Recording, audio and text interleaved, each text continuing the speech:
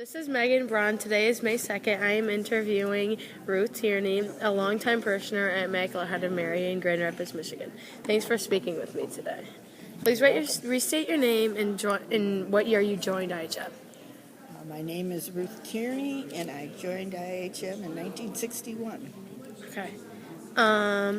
Describe your family at the time, your spouse, as well as names of and ages of your children. Well, my husband was working for an insurance company, and we had 3 children when we moved in.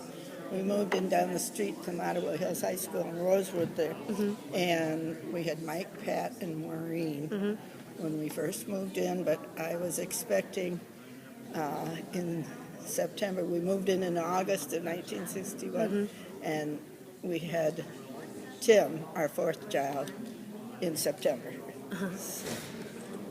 Okay. Who was the pastor when you joined here? Well, when we joined here, Father Leary was pastor, but he was only here for less than a year, and then Father Kilgore came back, and Father Kilgore was the one who started our parish. I'm sure you probably heard that, Minister. And he came back for his second time at IHM, so we were very blessed to have him back. We were thrilled, and I just didn't have Father Leary long enough to know him say too many things about him, but Father Kilgore was a blessing to all of us. Did you have like a special relationship with either of them?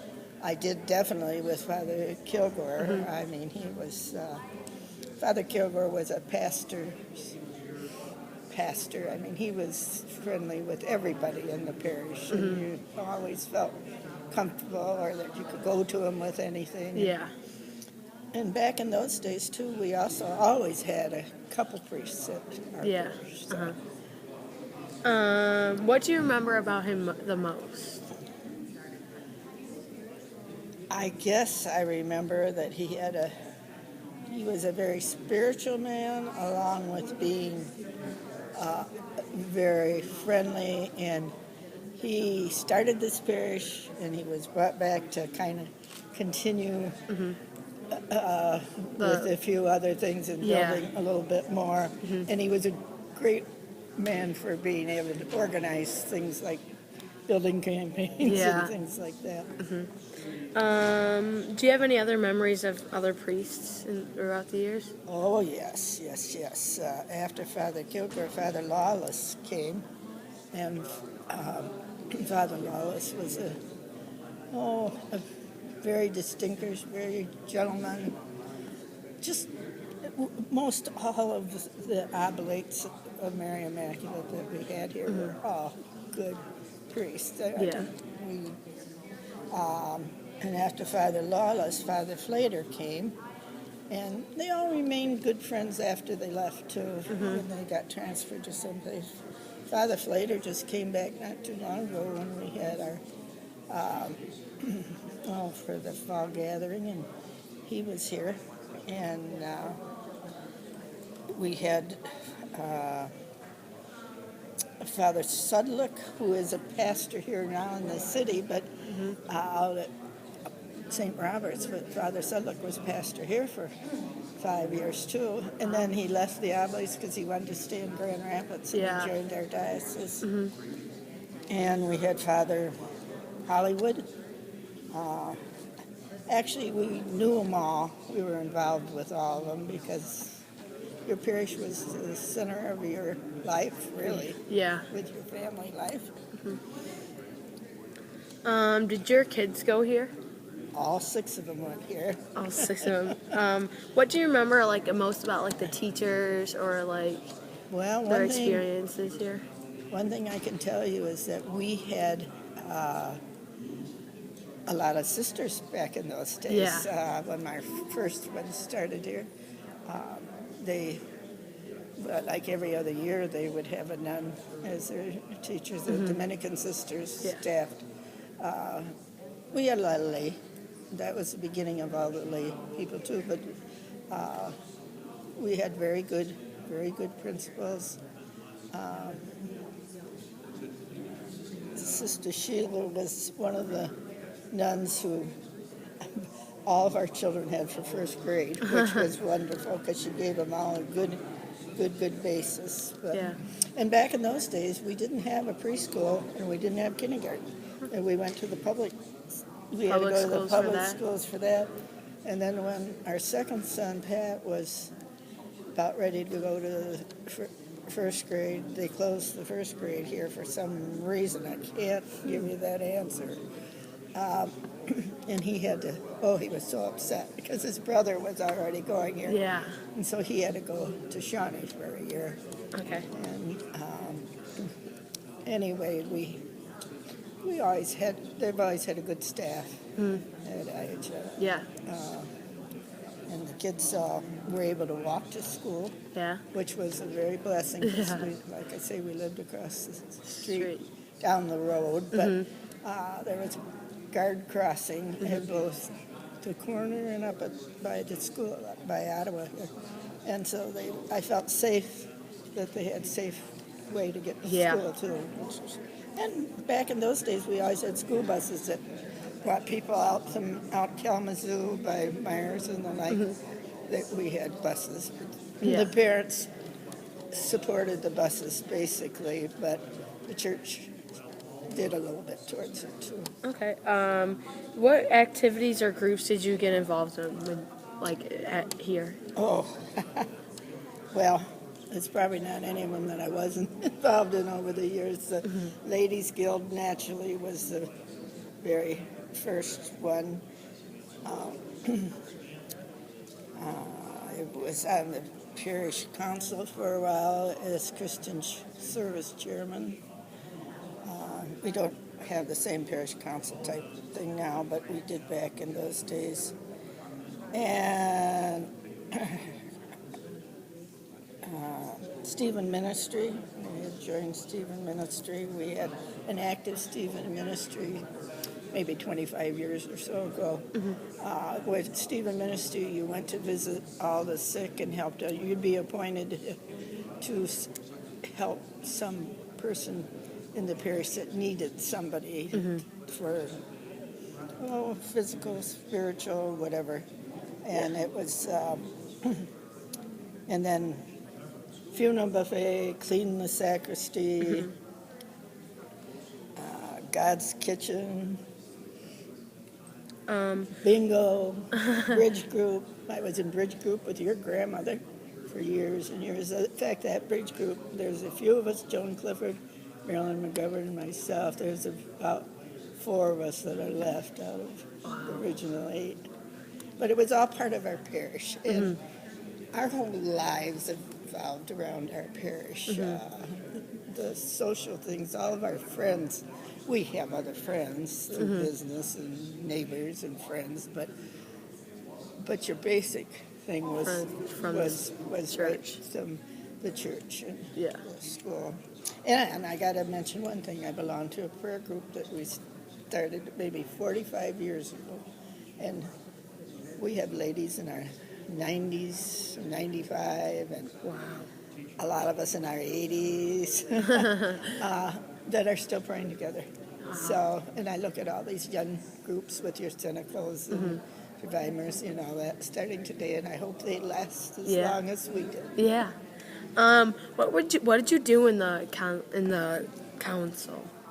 Well, I was in charge of Christian service, which entailed several different things within the parish that they would put under Christian service, and we'd have to oversee those and make sure, have a meeting there was a rule back there. You had to have meetings at least twice a year, so you knew what was going on with the other. And Christian service would be St. Vincent de Paul. There'd be all whatever had part of needs, and you would get a call from people if they knew somebody who was in need of things. You worked together with all the other groups. And we worked with the Vietnamese and with immigrants quite a bit. Yeah. My husband and I. Did you help as a room mom anytime when you were here, or part any sports when you were here? Oh yes, Yes, I did work we also worked in the library. There were always Moms, volunteers yeah. in the library that helped catalog things. And then we did God's Kitchen, and that's wasn't part of the school, but we did stock it. We had to keep the food and stuff available for that. I imagine I worked in all kinds of classrooms. I did girls, Girl Scouts. not Girl Scouts. We had campfire girls Oh, back then. Campfire Girls. Okay. I think they switched into Girl Scouts after that, but we started out with campfire. I was the leader in that for a little while. I'm sure that we also had bingo connected with the parish and the school. Yeah. But you made a lot of friends, or you met people that you didn't know all the time, and they'd be on your team. Yeah. And so that went on for years and years. I think when Father Len came, he didn't approve of it, so it went by the wayside, but that's all right. Yeah. Do you have any like specific memories here, or like any new buildings like this, or like other Oh, things? yes, that I happened? have I just love what they have done with this, with the Parish Center now. But I have a definite recollection of the Parish Center when Father Flater was here, is when they built the Parish Center, and we had a daughter getting married, and we were going to have the wedding reception here at the Parish Center. Well, Father Flater promised me it would be done, but it did not quite get done in time for the wedding. So I go right back to the day that they were painting strips around the we used to call it the gym then, but and there were a lot of weddings, a lot of parties, a lot of everything held there. So I was very involved in the beginning of it, and I'll never forget that wedding because the kitchen didn't work. So we had to go over to the other little kitchen in the what is preschool now. Oh yeah. Used to be the nuns' cabinet. Well, and we also had the old church. The old church was made into a gym. Really? The original church, yes, was made into a gym. And we used that for a lot of different things. And that's the kitchen we had to use when they made this. But when you think of all the things that have happened in this gym between you girls with your sports and all that, and you know, even when my girls started, they were the first to start having girls sports. Years ago, they didn't have girls sports. So, That's interesting.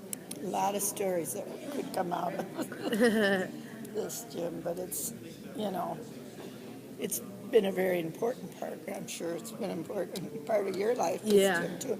Not as important as the church. Yeah. And we were there for the new church too, and for all the things we've celebrated over the years. So we feel very blessed to be able to. Did you remember any like specific coaches for the girls' sports or the guys' sports when you were here? Oh boy. Oh well, boys. Bob Knoll and Bob Rosenbach used to coach football for the boys, and boy, I can see this gal that used to coach the girls, and I can't come up with her name right now. I'm sorry. Oh, that's fine. But they started basically, I think, with ladies baseball, or softball. Or softball, yeah. And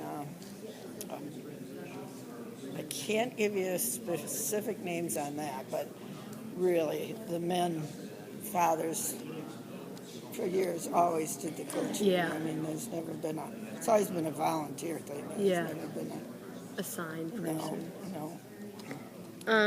What is different at IHM now that you miss about like the past years? Well, I'm going to say two things. I miss all my dear friends who have gone on to heaven. When you get to be in your 80s, you start to say goodbye to a lot of people. I miss a lot of those people who were very much a part from the very beginning. But, you know, we knew all kinds of charter members and that, but I feel very good about all the new young people here who I feel are very growing in their faith and have a lot to offer, and that always keeps me going to think that they do have that spiritual depth that has always been a part of this parish. So. Have the priest or any parishioners helped you through like tough times throughout the years? Oh yes. They've always been there for us. We had a grandson who was born with disabilities, and he passed away with trying to think of how many years ago, 8, 9 years ago. But we've always had support from whenever there was anything in our lives. We always had support with marriages, and most of our children were married here at IHM, but some of them were married out of town. And usually always one of the pastors. Yeah. Past pastors came and did the wedding for us. Yeah, that's nice. How has your life been like enriched from being a member here? Well, without a doubt, it's been spiritually enriched because we've had such great pastors. And our faith has just grown to be able to have daily mass. Yep. And we've always tried to maintain a certain closeness with the parish school too. We always go to the children's mass on Wednesday morning because we enjoy watching all you guys and hearing you. And you would not, if you were a person who participated at IHM, you couldn't help but grow spiritually with all the people, the friends, the pastors, the assistants, all the ones. We're blessed today to have the deacon. Back in most of our time, we would have 2 priests, which was something that you don't have today anymore. But we've been placed with deacons and people who, most of the work was done on a volunteer basis. People would volunteer to count money. Mary Reagan was a secretary over there at our church for years and years and years, and she just ran the office all by herself. She did it on a volunteer basis. She didn't take any money for it or anything. Wow. So, there's been always been a lot of good things, which you have going today. Look at the people that just got through working on the second best sell. I mean, there's always something going on. The golf league, too, and I golfed in the ladies' golf. Yeah. With your grandma and a lot of my dear friends, too. So, but those things, as you get a little weaker in old age, you can't do all the things you used to do. Yeah. But I still feel like I'm a member of this parish. I would not want to not participate. Yeah. And I think as you age, you can't do as much, but you can certainly spiritually pray for everybody and be involved and know what's going on. Yeah. I read the bulletin on the way home from church. Yeah. I read it to my husband so that we get it before we get home usually. Yeah. Is there anything else that you'd like to say about IHM? Oh, well, I thank God that the Lord planted me here. That I've had the blessings of being a part of this parish. I can't imagine anybody not really enjoying and being a part of it, getting spiritual benefits from it. I'm sure you, even at your young age, appreciate what you've gotten from IHM. So, no, it's been a blessing. Yeah. All right. I'm looking at those pictures over there, and I'm thinking I forgot all about that thing. Okay. Thank you for speaking with me today on behalf of IHM Parish, and thank you for all you've done for Immaculate Heart of Mary, such a wonderful parish. That is right.